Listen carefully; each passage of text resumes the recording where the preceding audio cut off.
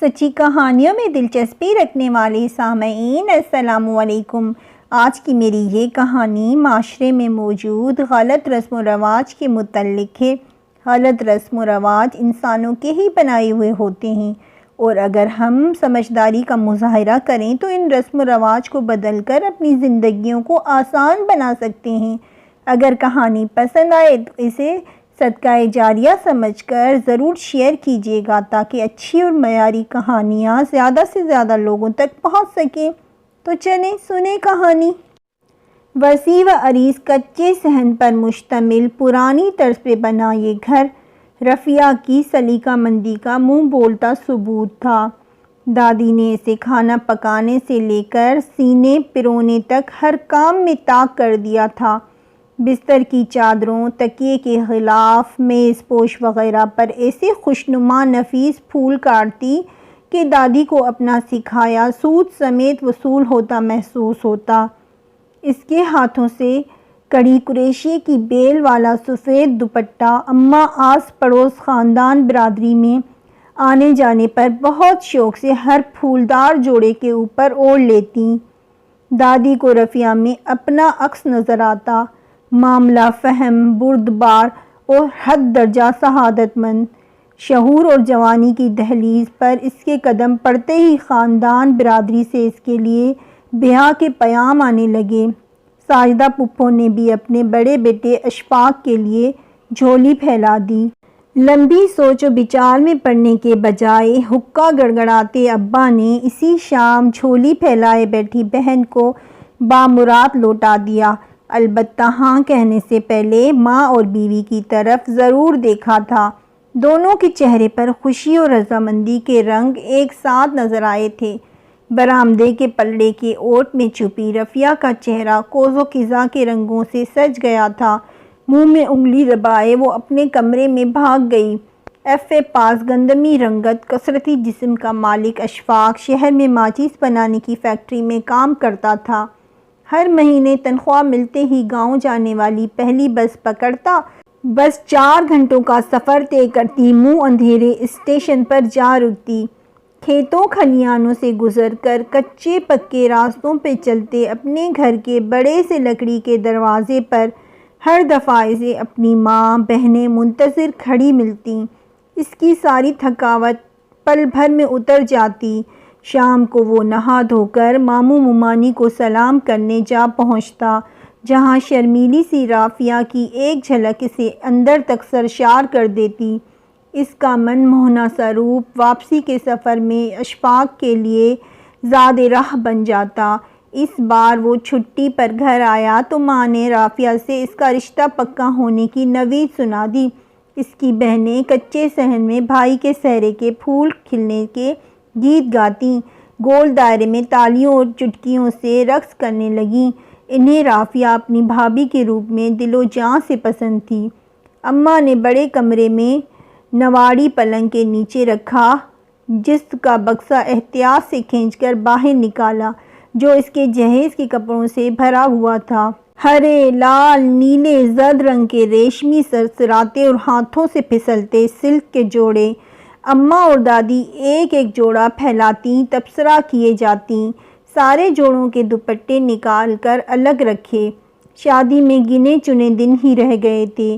نیم کی گھنی ٹھنڈی چھاؤں تلے بیٹھ کر ان دوپٹوں پر گوٹا کناری لگاتے، کرن ٹانکتے رافیہ اور اس کی بچپن کی سہیلی پروین دنیا جہاں کی باتیں کیے جاتی۔ یہ اس کے کنوارے ارمان تھے جو وہ اپنے ہاتھوں سے سجا رہی تھی۔ رواج کے مطابق بارات سے 1 دن پہلے اسے زرد دوپٹہ اڑا کر کمرے کے کونے میں گدے پہ بٹھا دیا گیا۔ دائیں بائیں سہیلیوں کا جھرمٹ تھا۔ دلہن کے کمروں میں پتوں والی مہندی اور اپٹن کی مخصوص مہک پھیلی ہوئی تھی۔ تب بھی ڈھول دھمکوں کے ساتھ دولہا والیاں منڈی کھولنے آ گئیں۔ باہر کھلے صحن میں اس کے جہیز کا سارا سامان ترتیب سے سجا دیا گیا تھا۔ بالٹیاں، بکسے، فرشی پنکھا، آٹے کا کنستر، رنگین پایوں والی چوکیاں، لکڑی کی میز، کرسیاں، پلنگ اور سنگھار میز وغیرہ۔ برادری کی خواتین اٹھ اٹھ کر جہیز کا سامان دیکھتیں اور رفیہ کے اچھے نصیب کی دعا کرتیں۔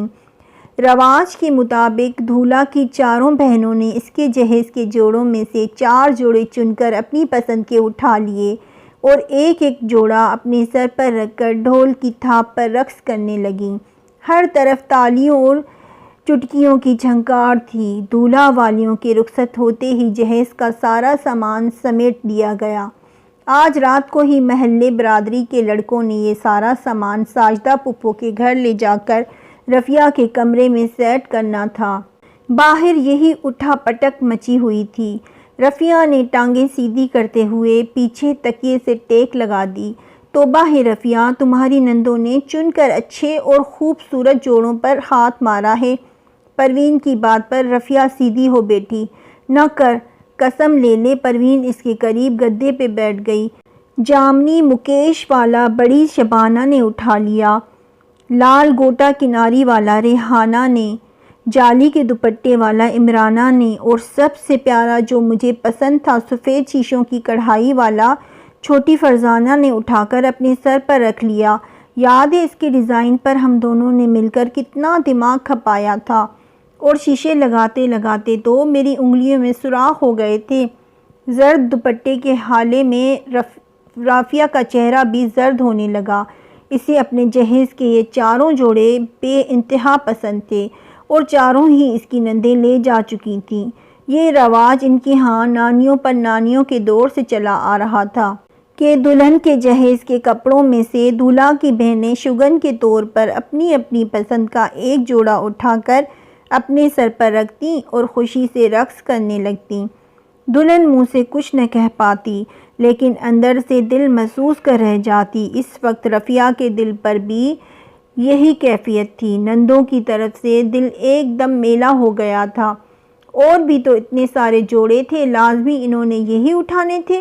نجمہ بڑے سے کٹورے میں مہندی گھول کر لے آئی اور اب اس کی ہتھیلیوں اور انگلیوں کے پوروں پر احتیاط سے مہندی لگانے لگی۔ دونوں پاؤں کے نیچے تلووں پر پروین مہندی سے لیپ لگانے لگی۔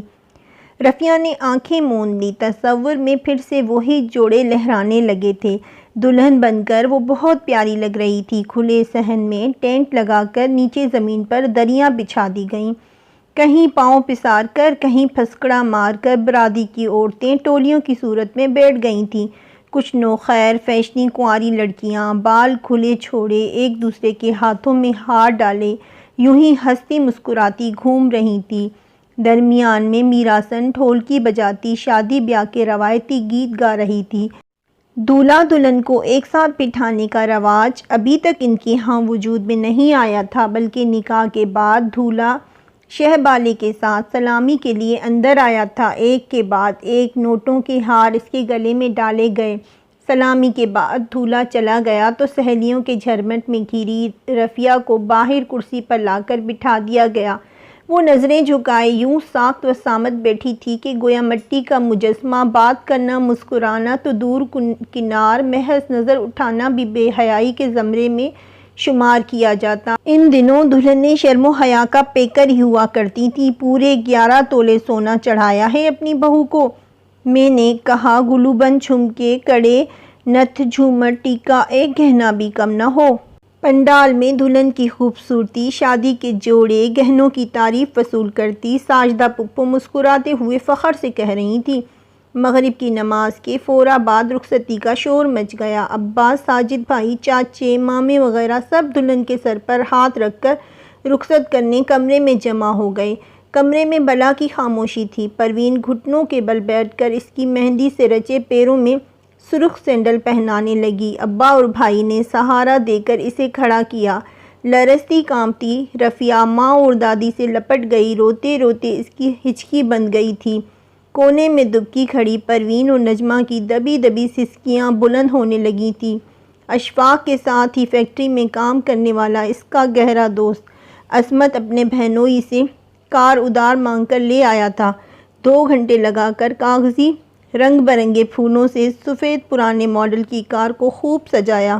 رواج کے مطابق بڑے ماموں نے رفیہ کو اٹھایا اور گڈھڑی بنی رفیہ کو کار میں بٹھا دیا اور یوں بابل کی انگنا چھوڑ کر رفیہ اگلے گھر رخصت ہو گئی۔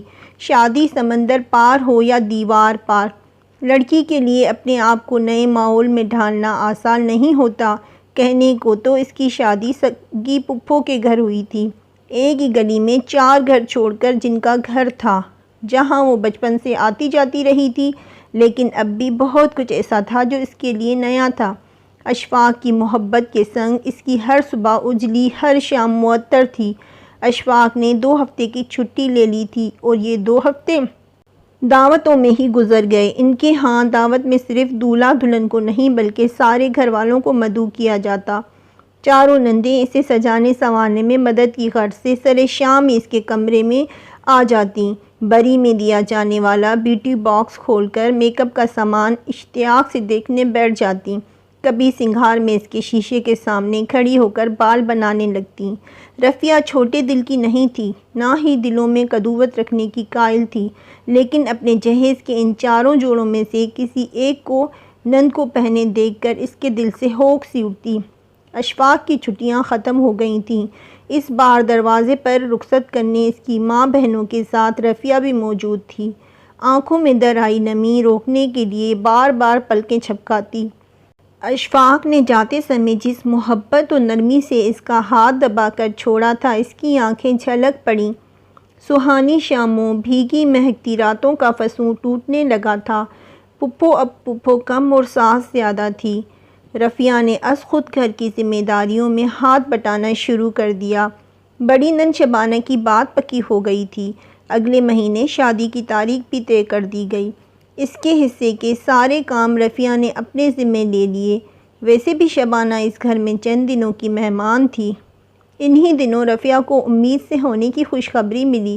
اشفاق کو پتہ چلا تو اس کا بس نہیں چل رہا تھا، مٹھائی کے ٹوکروں سمیت پہنچ جائے، لیکن ابھی اتنی جلدی چھٹی ملنا مشکل تھا۔ ماں نے بھی کہا چھٹیاں بچا کر رکھو، بہن کی شادی پر ہی آنا۔ گری گری طبیعت کے باوجود رفیہ شادی کے کام نپٹاتی رہی، مبادا پھپھو کے تیور بگڑ جائیں۔ شبانہ کے جہیز کا سامان کھولا جا رہا تھا۔ رفیہ کی ماں اور دادی بھی ہاتھ بٹانے کی غرض سے آ گئی تھیں۔ نئی نکوڑ رضائیوں کو دھوپ لگوا کر شہنیل کے استر چڑھائے گئے۔ آخر میں کپڑوں سے بھرا بکسا کھولا گیا۔ شبانہ خود سینے پرونے میں ماہر تھی، اپنے جہیز کے جوڑوں پر دل و جان سے کشیدکاری کی تھی۔ ستاروں والا جھلمل کرتا آتشی گلابی جوڑا دیکھ کر بے ساختہ رفیہ کے منہ سے نکلا، اف اللہ، اتنا پیارا جوڑا! ہاتھ میں لے کر اس کا جھلملاتا دوپٹہ پھیلایا۔ شبو نے پورے 6 مہینے تو اس کے ستارے ٹانکنے میں لگا دیے تھے، کہتی تھی کوئی جگہ خالی نہ ہو، عمرانہ بتا رہی تھی۔ رفیہ نے توصیفی انداز میں سر ہلایا۔ شبو، جب تم مکلاوے پہ آؤ نا تب یہ والا جوڑا پہننا، قسم سے بہت اٹھے گا تم پر۔ رخسانہ نے احتیاط سے دوپٹہ تہہ کرتے ہوئے بہن سے کہا۔ نہ میں تو کہتی ہوں بڑے چاچا کے گھر دعوت پر سب جمع ہوں گے، وہاں پہ یہ پہن کر جانا، سب دیکھتے رہ جائیں گے۔ فرزانہ نے اپنی رائے دی۔ شبانہ نے چھنپ کر سر جھکا لیا۔ اے بس بھی کرو، اس کے جہیز میں اور جوڑے کیا کم خوبصورت ہیں جو ایک کے ہی پیچھے پڑ گئی ہو۔ زاہدہ بھی تو بری میں ایک سے بڑھ کر ایک کامداری جوڑا رکھے گی، دیکھا نہیں ہے وہ اور اس کی بیٹیاں ہر موقع پر کیسے مہنگے اور فیشنی جوڑے پہنے ہوئے ہوتی ہیں۔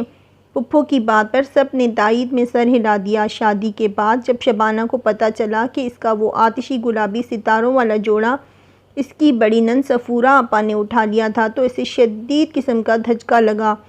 چھوٹی دونوں نے بھی جو جوڑے اٹھائے تھے وہ بھی اسے کم پیارے نہیں تھے، لیکن وہ ستاروں والا جوڑا، غم و غصے سے شبانہ کا برا حال تھا۔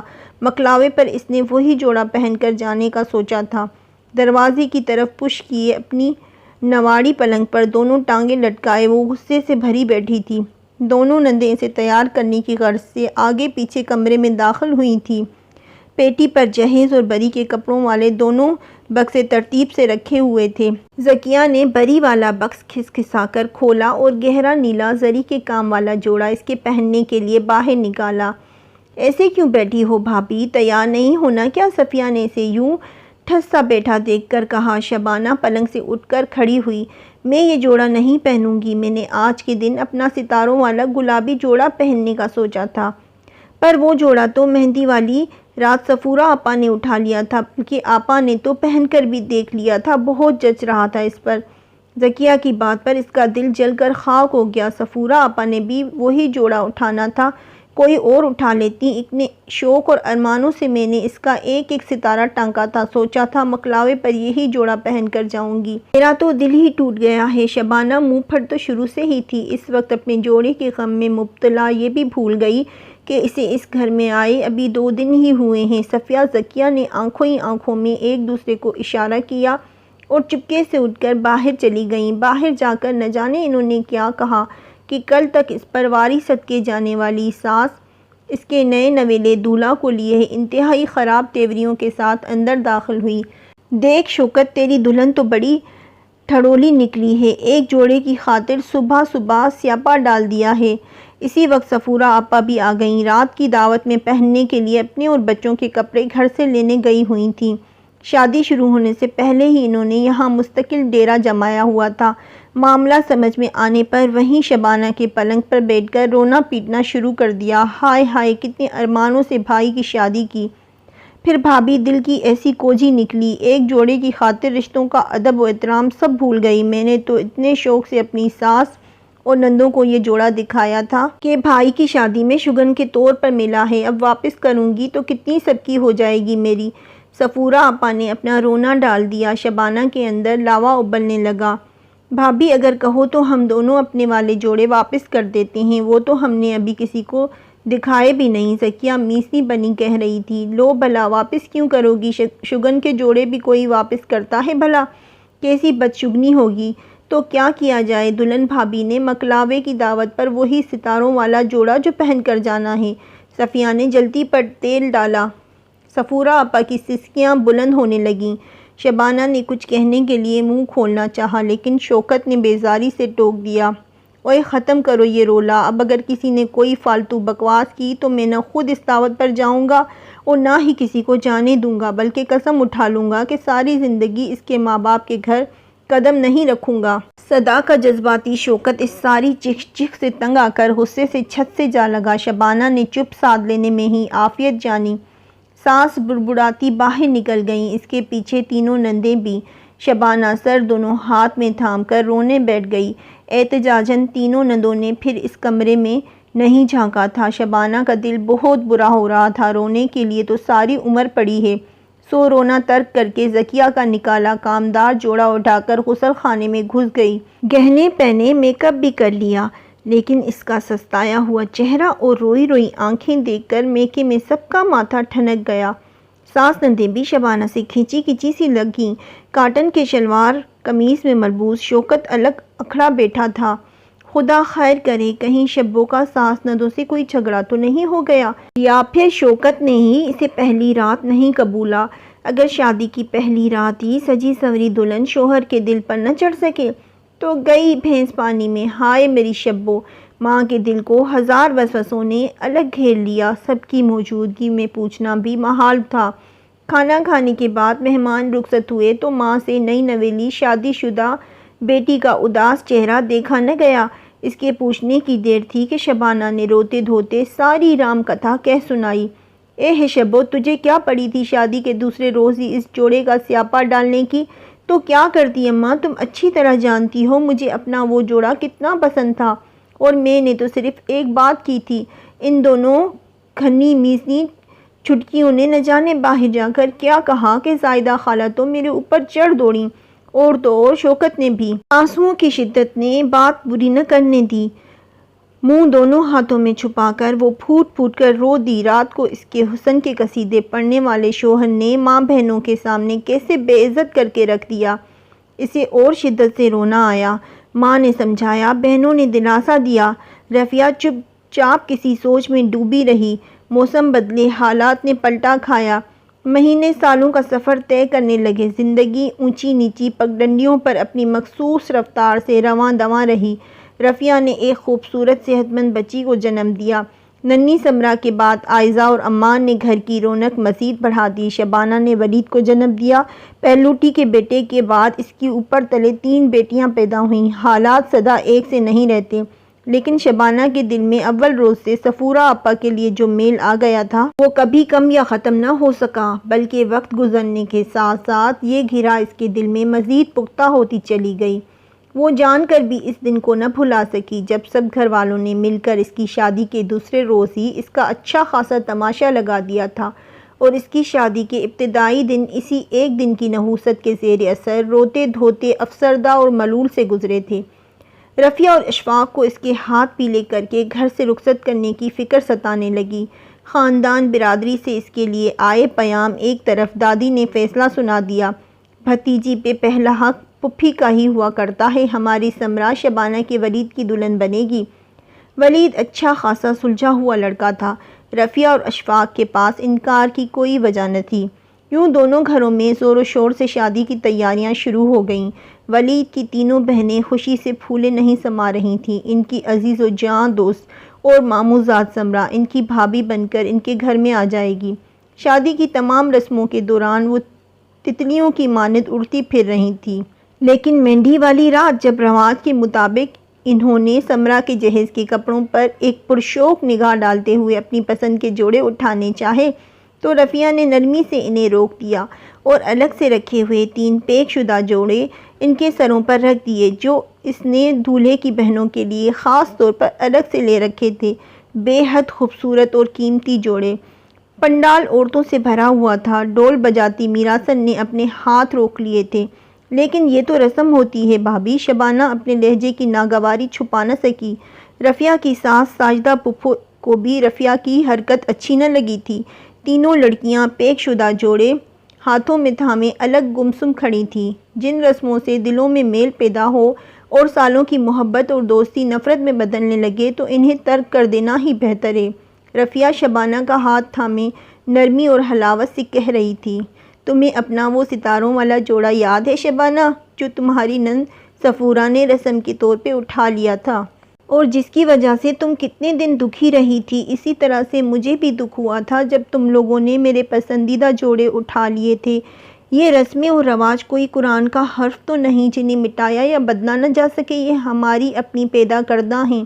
اگر انہی رواج ہم دیتے ہیں تو انہیں ختم کرنے کا اختیار بھی ہمارے پاس ہے۔ رفیہ جو سمجھانا چاہ رہی تھی وہ شبانہ سمیت سب کو اچھی طرح سمجھ آ گیا تھا۔ شبانہ نے نم آنکھوں سے مسکراتے ہوئے رفیہ کو گلے لگا لیا۔